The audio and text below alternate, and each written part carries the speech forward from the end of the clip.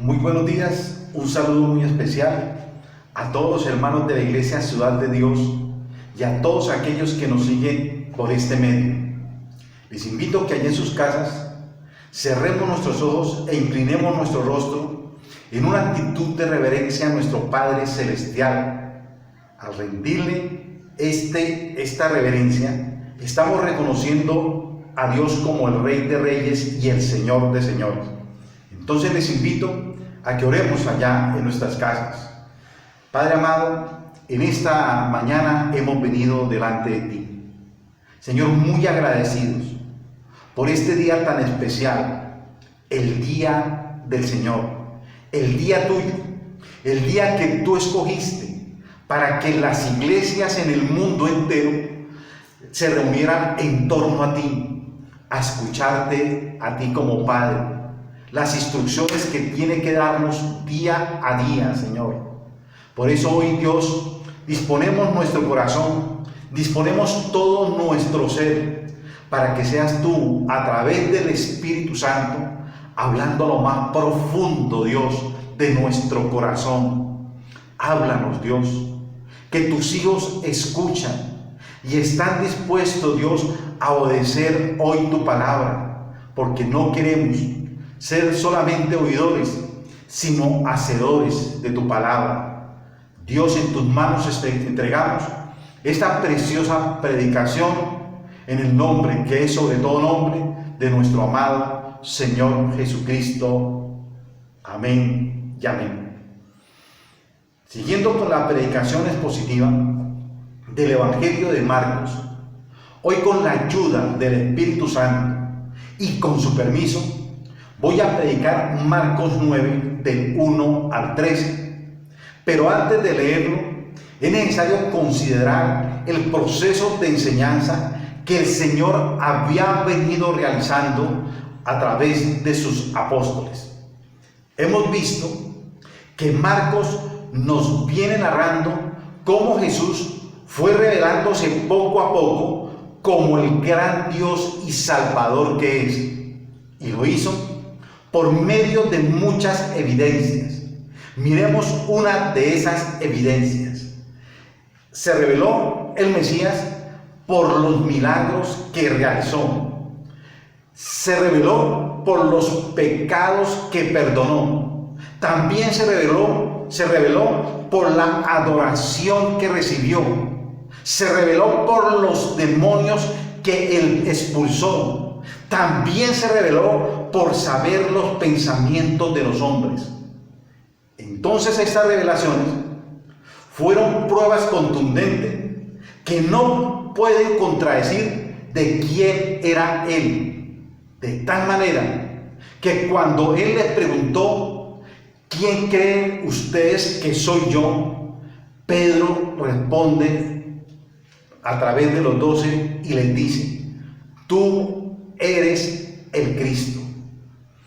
Esto fue el primer paso en su proceso de preparación para la misión que les esperaba. Ellos ya sabían que Jesús era el Cristo, el Mesías esperado. Ahora venía algo más difícil: enseñarles cuál era la obra que Cristo había venido a realizar. Tenía que enseñarles a estos hombres que el Cristo debía morir en la cruz y resucitar para que muchos, incluso ellos, pudieran ser salvos. Era tan difícil para ellos entender la obra de Cristo que cuando se les habló claramente, Pedro lo tomó aparte y empezó a reconvenirlo diciendo que esto era imposible que sucediera. Incluso los otros discípulos estaban pensando lo mismo que Pedro.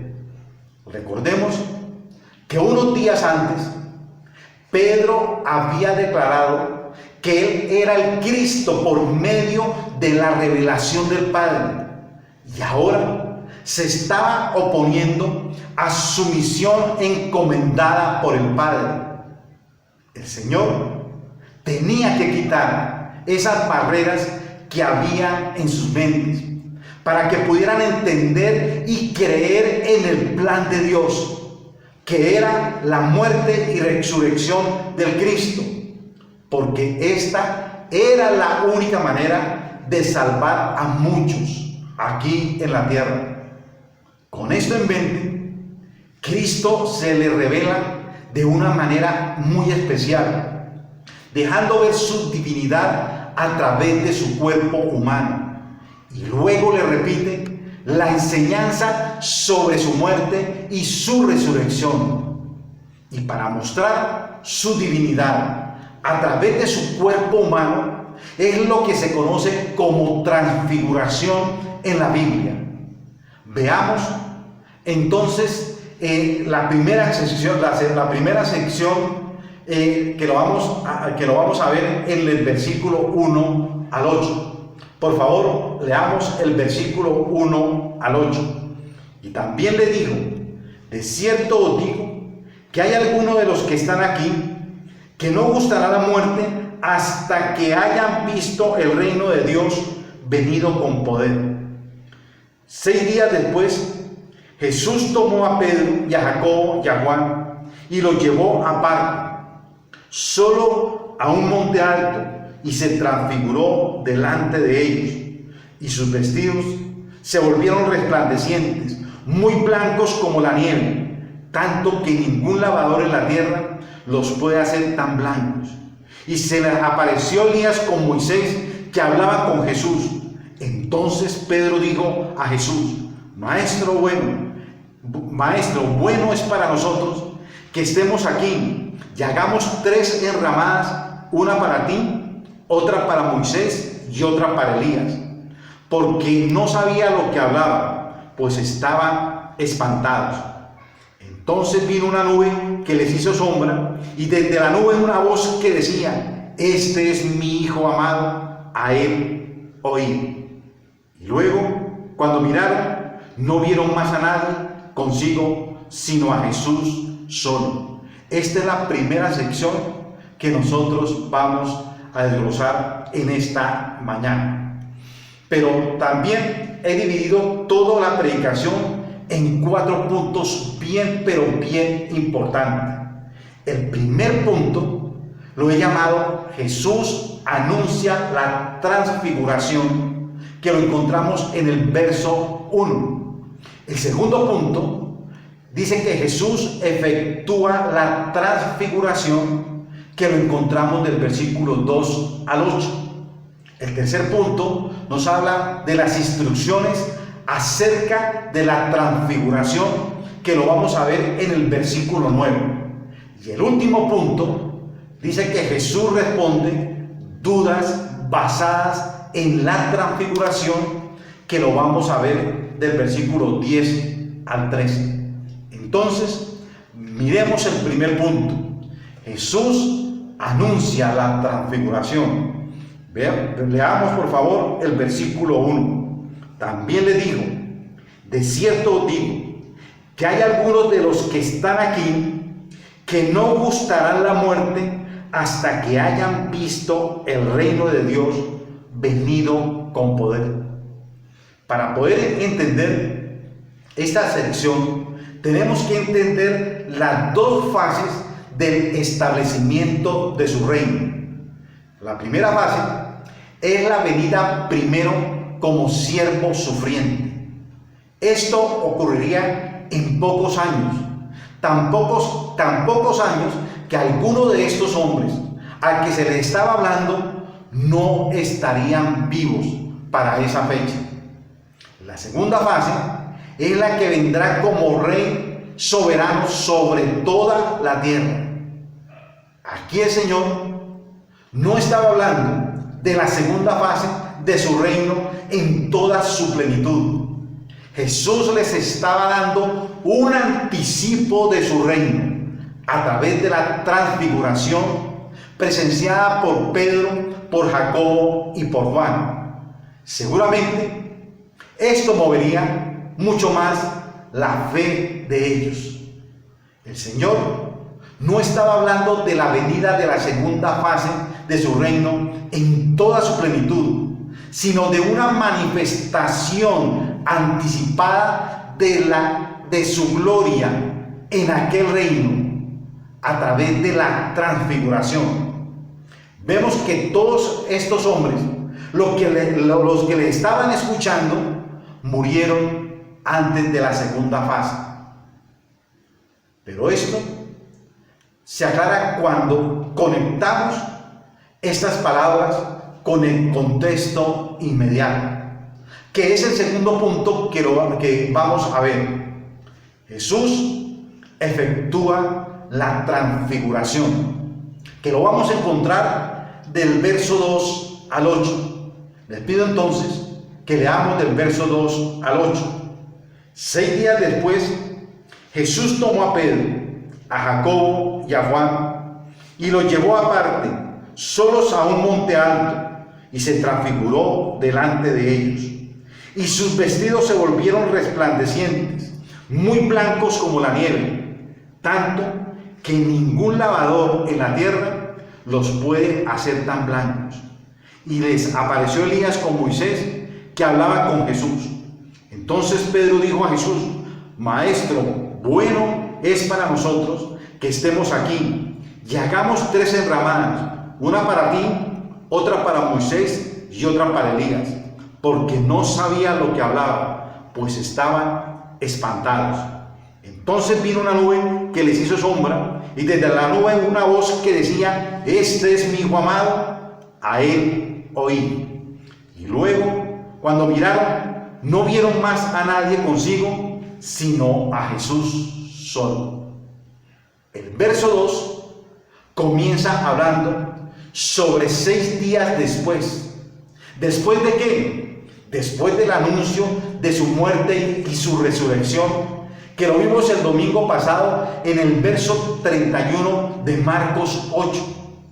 Aquí vemos que Jesús escoge a su círculo más íntimo: Pedro, Jacobo y Juan. Estos 3 hombres fueron los únicos que presenciaron la resurrección de la hija de Jairo, y también estos 3 hombres estuvieron con él en Getsemaní. Los llevó a ellos porque iban a ser testigos de algo sobrenatural, para que luego dejaran impreso este evento para las generaciones futuras. ¿Pero por qué estos testigos? Porque la ley lo exigía. Miremos lo que nos dice Deuteronomio 17:6. Deuteronomio 17:6. Por dicho de 2 o 3 testigos, morirá el que hubiese de morir. No morirá por el dicho de un solo testigo. Claramente dice este pasaje que tenía que haber mínimo 2 testigos para el que iba a morir. Jesús les estaba dando una anticipación de su muerte. Todo estaba escrito ya, y Jesús tenía que cumplir la ley.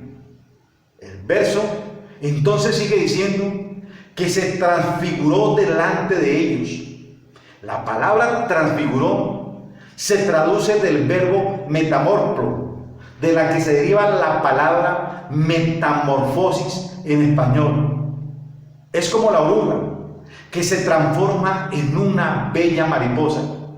Y así como el cuerpo de Jesús estaba transformado, así estarán también todos los que creyeron en él y le obedecieron, como lo confirma 2 Corintios 3:18.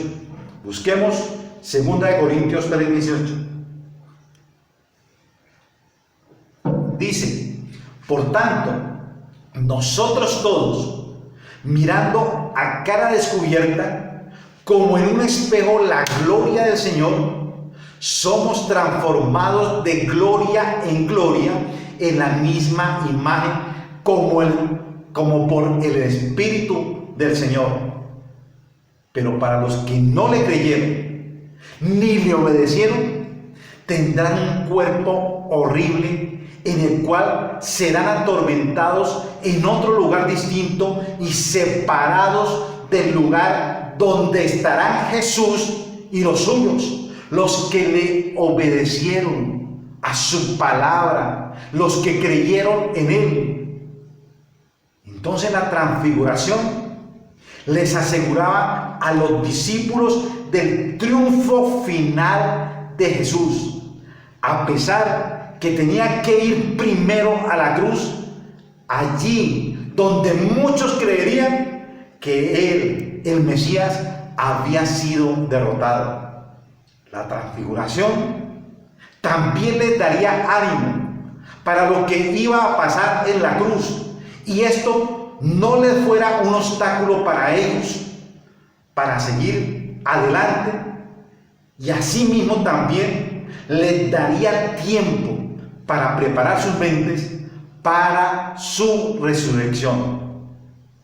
Esto también les enseñaba que el reino de Dios tiene varias etapas y que ellos debían esperar el cumplimiento de cada una de ellas. El verso 3 nos da otra parte de esa respuesta. La transfiguración es una manifestación adicional de la divinidad de Cristo. Ya Él había mostrado que era Dios de muchas maneras. Ahora, por medio de esta visión, reafirmaría que Él es Dios. La gloria brillante de su naturaleza divina resplandeció como el sol a través del velo de su humanidad. Además de su rostro, sus vestidos se volvieron resplandecientes, muy blancos, blancos como la nieve, tanto que ningún lavador en la tierra los puede hacer tan blancos. Pero los versículos 4 y 7 nos complementan aún más la respuesta.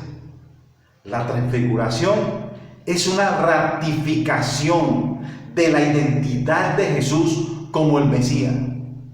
Los discípulos ya habían entendido que su maestro era el Mesías, pero era bueno ratificarlo con otras dos evidencias más. Miremos estas dos evidencias. En primer lugar, la aparición de Moisés y Elías. Pero ¿quién eran estos dos personajes? Moisés representaba la ley, pues a él se la había entregado en sus manos nuestro amado Padre. También era la representación de libertad. Él sacó al pueblo de Israel de la esclavitud de Egipto. También Moisés actuó como profeta, proclamando la verdad de Dios a la nación. Y también actuó como sacerdote, intercediendo delante de Dios a favor de su pueblo. Pero ¿quién era Elías? Elías fue un gran guardián de la ley y luchó contra toda violación de la misma. Batalló con valor y poderosas advertencias de juicio contra la idolatría de Israel. Elías representaba a los profetas. Estos dos personajes hablaron del Cristo, de su persona, de su obra, y a pesar de que la ley y los profetas enseñaron al pueblo de Israel que el Mesías tenía que morir y resucitar, el pueblo nunca, pero nunca lo entendió. Pero ¿cómo enseñaba la ley que el Mesías tenía que morir? La respuesta es clara: por medio de los sacrificios. Cuando se sacrificaba un cordero para el perdón del pecado. Esto representaba la muerte de Cristo para quitar el pecado del pueblo. Pero ¿dónde enseñaban los escritos de los profetas que el Cristo tenía que morir? En Isaías 53, 2 al 5. Les invito a que busquemos Isaías 53, del 2 al 5.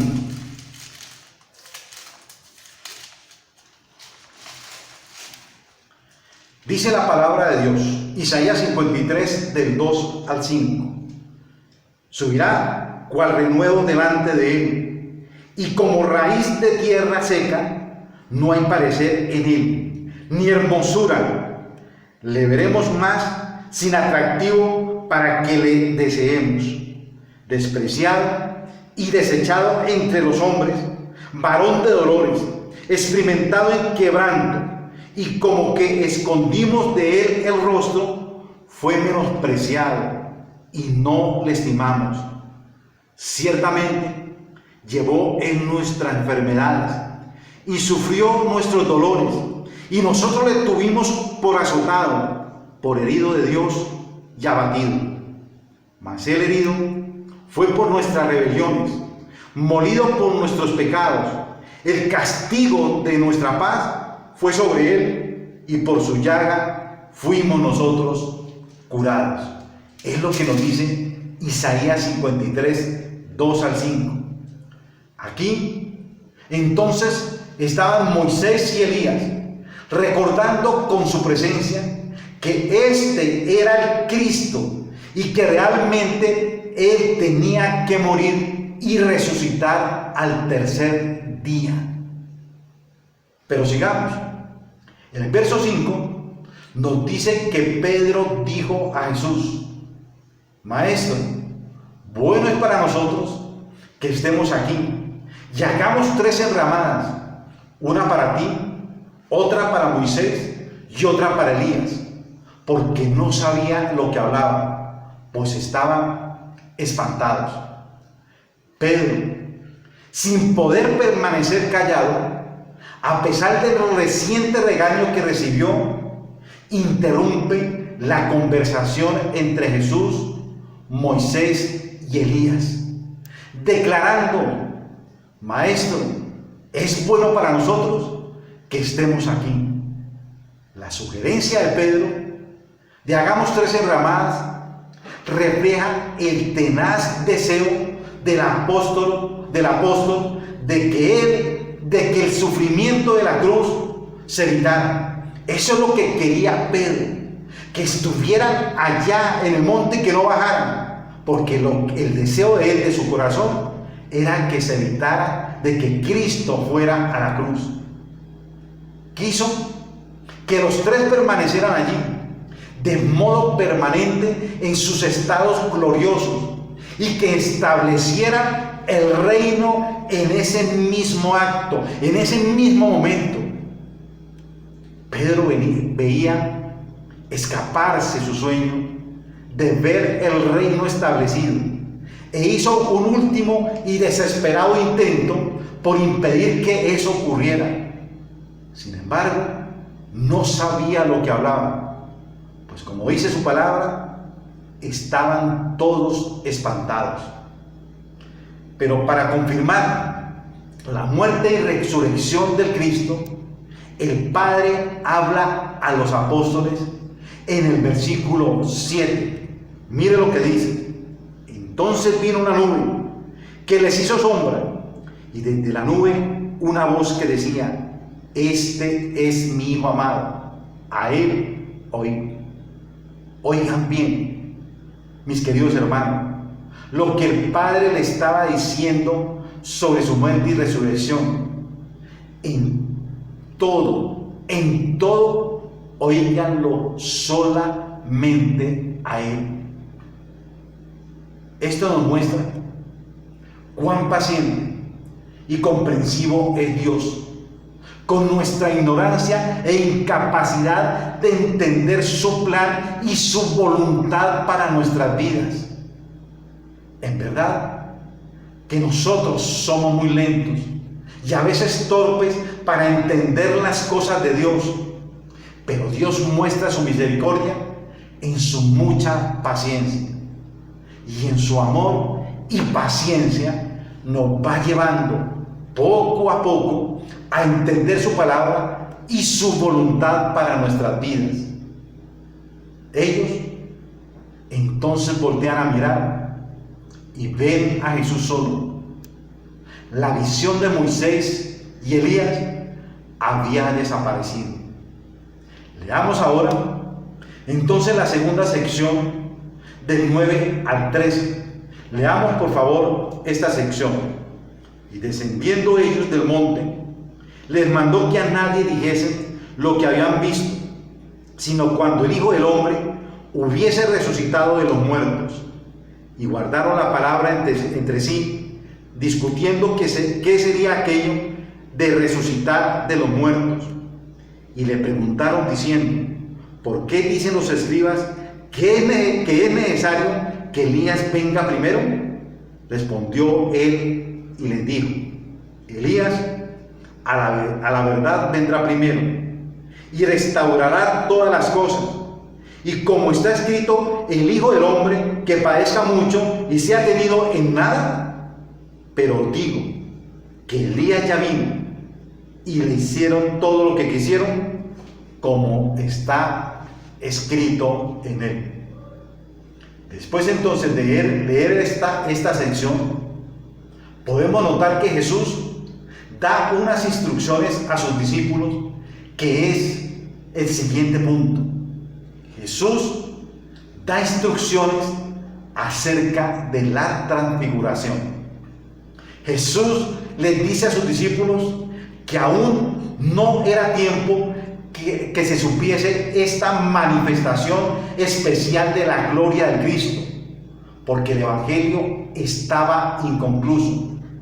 Para que ellos fueran a predicarlo, tenían que esperar la muerte y su resurrección.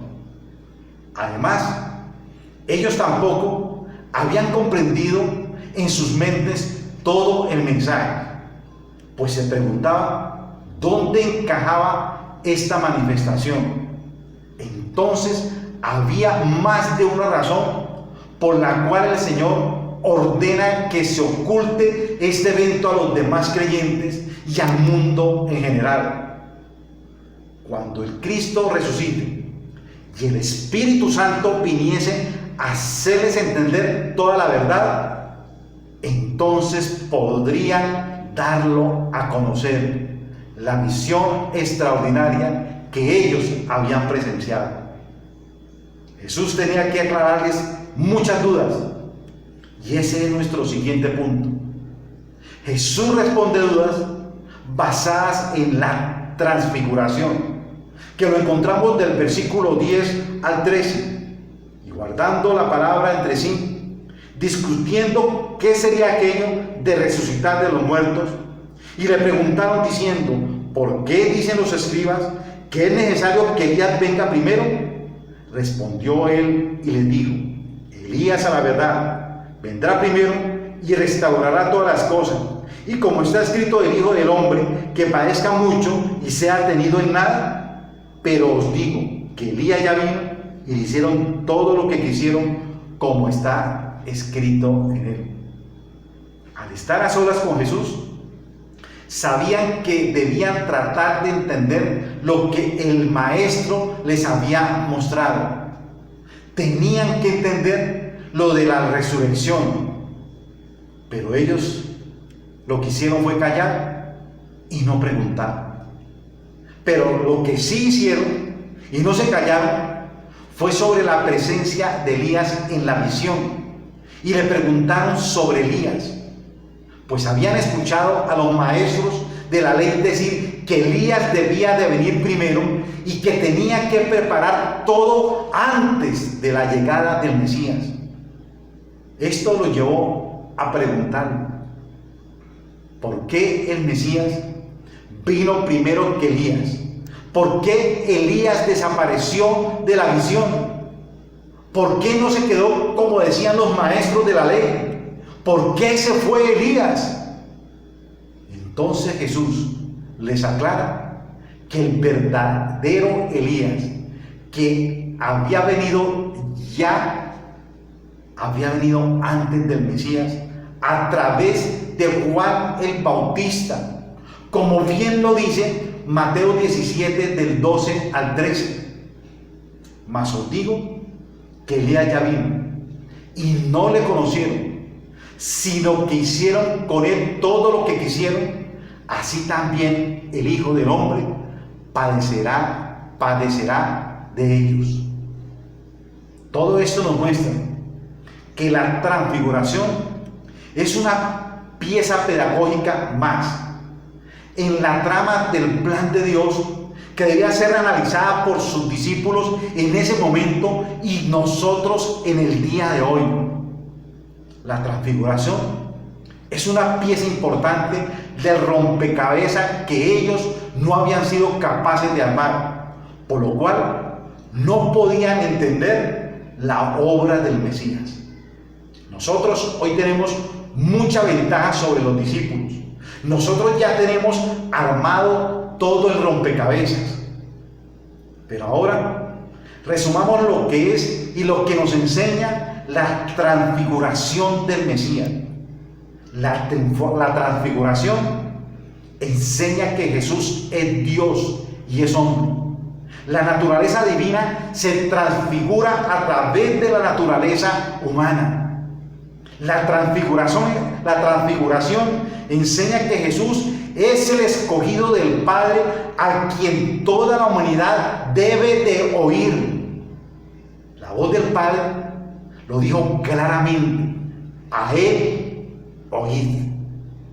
La transfiguración enseña que Jesús es el cumplimiento de lo enseñado por Moisés y los profetas en las Sagradas Escrituras. La transfiguración enseña que Jesús fue a muerte de cruz en forma voluntaria, pues tenía poder para evitar esa muerte. Él es poderoso, y es poderoso para resucitar de los muertos, para poner su vida y volverla a tomar. Pero ¿qué aplicaciones debemos de sacar de la transfiguración? Miremos unas aplicaciones.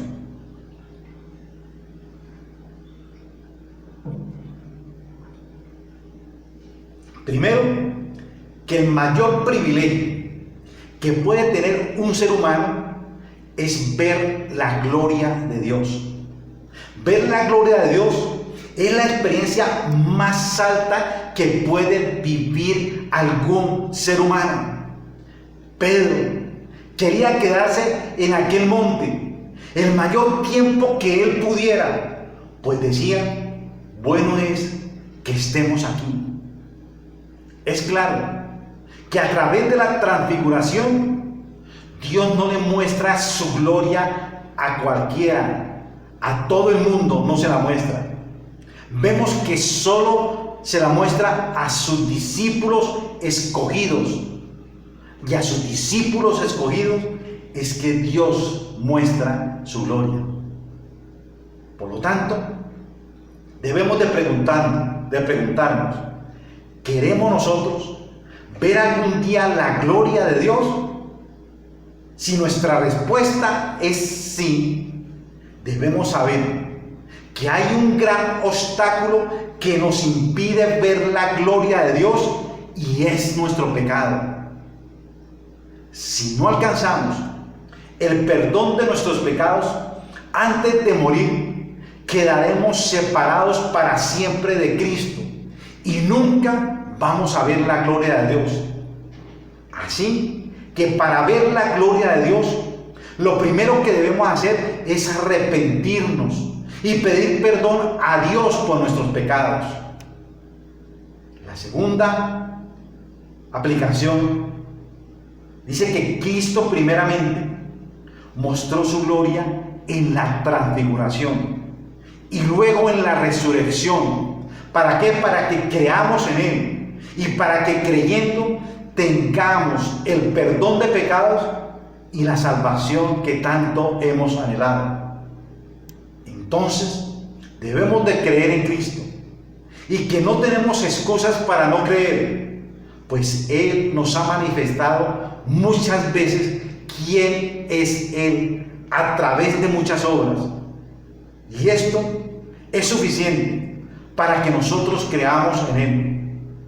Hoy tenemos el privilegio de tener el rompecabezas ya armado y sabemos cuál es el plan de Dios con claridad. No tenemos excusas para no creer.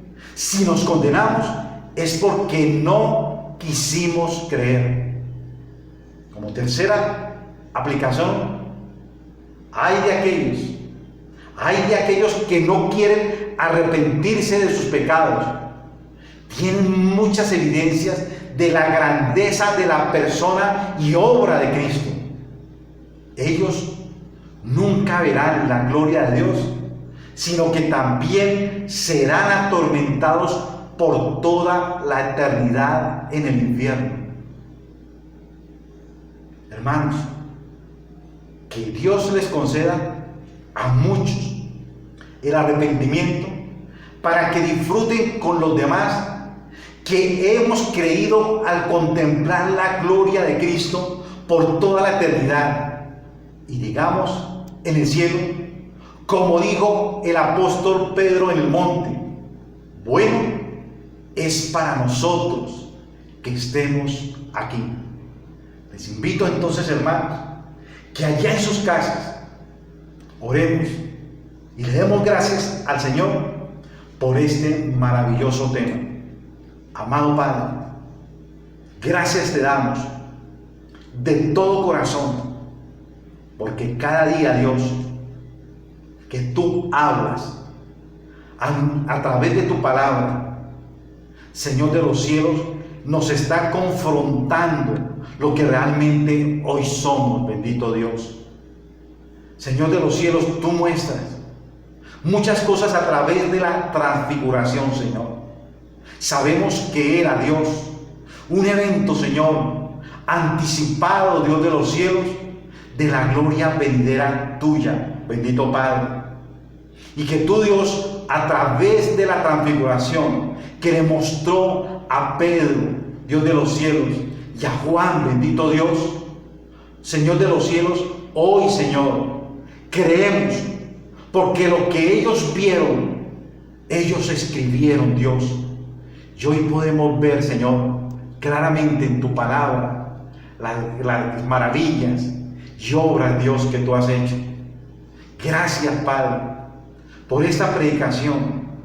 Gracias, Dios amado, porque cada día, Señor, vamos a ver más la santidad en nosotros a través de su palabra. Y que cada día, Señor, busquemos más tu rostro. Nos entreguemos, Dios de los cielos, más y más a ti. Dios, que creamos en ti. Que oigamos al Hijo, como dijiste tú, Señor, a los apóstoles. Solamente a Él oír. Y que no prestemos, Dios de los cielos, atención, Dios de los cielos, al mundo, Señor. A nuestra propia carne, Señor. Y aún, Señor, al engaño, Dios de los cielos, de Satanás. Señor, que nos fijemos absolutamente en tu palabra y que la obedezcamos. A ti, oh Dios, sea la gloria, la honra, la exaltación por los siglos de los siglos. Amén y amén.